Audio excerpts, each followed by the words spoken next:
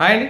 నేను మీ తారక్ గౌడ్, తెలంగాణ విద్యా సమితి. సెకండ్ ఫేజ్ అయిపోయిన తర్వాత మ్యాక్సిమం ఇంట్రెస్ట్ ఉన్న వాళ్ళు సర్టిఫికేట్స్ అయితే కాలేజీలు ఇచ్చేశారు టీసీతో సహా.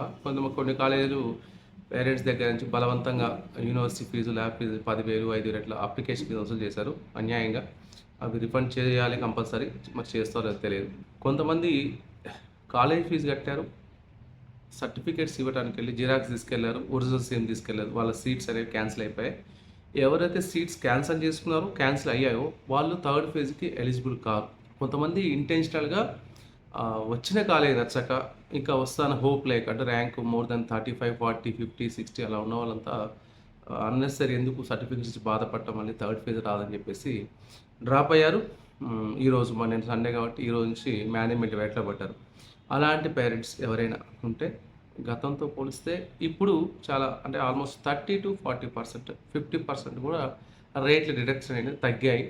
ఎవరైనా అలాంటి వాళ్ళు ఉంటే ఒక మంచి కాలేజీలో సీట్ కావాలనుకుంటే, అంటే రియంబర్స్మెంట్ వచ్చింది 35,000కి ఆశపడి సబ్స్టాండర్డ్ కాలేజీలో, వస్తువు లేని కాలేజీలో జాయిన్ అయ్యి ఇబ్బంది పడకండి. అంటే రానున్న పోటీ ప్రపంచంలో క్లాసెస్ చెప్పేవాళ్ళకి లేని కాలేజీలు, వస్తువులు లేని కాలేజీ జాయిన్ అయ్యి పోటీ ప్రపంచం 4 సంవత్సరాల తర్వాత మార్కెట్లో ఉన్న కాంపిటేటివ్ మార్కెట్లో చదువు లేకుండా వస్తే పిల్లలు రాణించరు. ఆ విషయాన్ని గమనించండి.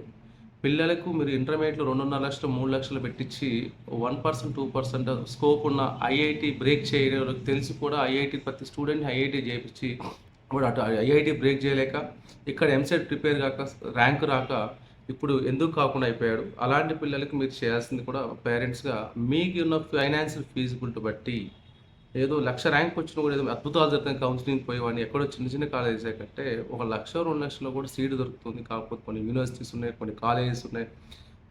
మీ యొక్క పెట్టుబడి కూడా పిల్లల కెరీర్ కోసం పెట్టాల్సింది ఈ టైం, ఈ 4 ఇయర్స్ అనేది మీరు ఎంచుకునే కాలేజీ, ఎంచుకునే కోర్స్ అనేది వాడి యొక్క 30 ఇయర్స్ యొక్క వాడి లైఫ్ని డిసైడ్ చేస్తుంది. ఆ విషయాన్ని గమనించాలి మీరు. ఏదో కాకి లెక్కలు వేసుకొని అటు ఇటు చూసి అది చెప్పాడు, ఇటు చెప్పాడు, ఎందుకులే కౌన్సిలింగ్ పోతే అయిపోతుంది కదా, లేకుంటే కౌన్సిలింగ్లో సీట్ వస్తే రియంబర్స్మెంట్ 35,000 వస్తాయి అనుకుంటా. ఏదో అలాంటికి చిన్న మనస్తత్వంతో ఆలోచించకండి, కొంచెం బ్రాడ్గా ఆలోచించండి. ఇది ఒక పెట్టుబడి పిల్లలకి, వాళ్ళ లైఫ్కే మీరు ఇచ్చే పెట్టుబడి. ఈ ఇన్వెస్ట్మెంట్ ఎంత బాగా పెడతారో, ఎంత మంచి కాలేజీని చూస్ చేసుకుంటారో, ఎంత మంచి కోర్స్ చూసుకోబట్టే మీ పిల్లల భవిష్యత్తు ఉంటుంది. ఈ విషయంలో 80% రాజీ పడొద్దని నేనైతే తల్లిదండ్రులకు విజ్ఞప్తి చేస్తున్నా. ఇంకొకటి, సార్ మేము సర్టిఫికేట్స్ ఇచ్చాము, ఫుల్ రీఎంబర్స్మెంట్ జస్ట్ 5,500, 10,000 కట్టుకున్నాం కదా సార్, ఒకవేళ థర్డ్ ఫేజ్లో మాకు రాకుంటే ఏం చేయాలంటున్నారు. మీరు ఎట్లయినా డబ్బులు, అంటే ఫుల్ రీఎంబర్స్మెంట్ వచ్చేవాళ్ళు SC, ST, minority, government college చదివిన పిల్లలు కూడా సర్టిఫికేట్స్ ఇచ్చారు. మీరు అలాంటప్పుడు ఏం చేయాలంటే, ఆల్రెడీ ఎగ్జిస్టింగ్ కాలేజ్లో సీట్ ఉంటే మాత్రం ఖచ్చితంగా సర్టిఫికేట్స్ ఇవ్వరాళ్ళు. మీకు సర్టిఫికేట్స్ ఇవ్వకపోగా ఆ 10,000 పోతే పోయినా, 5,000 పోతే పోయినా మీరు కట్టిన అమౌంట్. కానీ సర్టిఫికేట్స్ రావాలంటే మీకు ఒక చిన్న టెక్నిక్ చెప్తాను.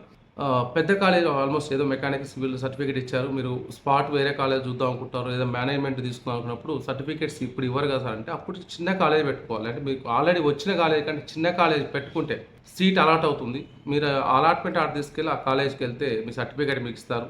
మీ సర్టిఫికేట్ మీ చేతిలో ఉంటే మీరు నష్టపోయి జస్ట్ 5,000-10,000 మాత్రమే. అప్పుడు మీ మేనేజ్మెంట్ మీ నచ్చిన కాలేజ్ తీసుకోవచ్చు. ఏది థర్డ్ ఫేజ్లో మనకి రాదు, పెద్ద కాలేజ్ రాలేదు, ఏమంటారు రాలేదు కాబట్టి మనం డ్రాప్ అవుదాం అనుకుని అందులో పొరపాటున సర్టిఫికేట్ ఇచ్చా బాధపడుతున్న పేరెంట్స్కి మాత్రమే. లేదు, కొంచెం ట్రై చేస్తే ఉన్న కాలేజ్ కానీ బెటర్ ఖచ్చితంగా వస్తుంది. 3-4 కాలేజ్ పైన రావచ్చు, వస్తుంది, 100% వస్తుంది. అట్లా తీసుకున్న వాళ్ళకి ఇబ్బంది ఏం లేదు.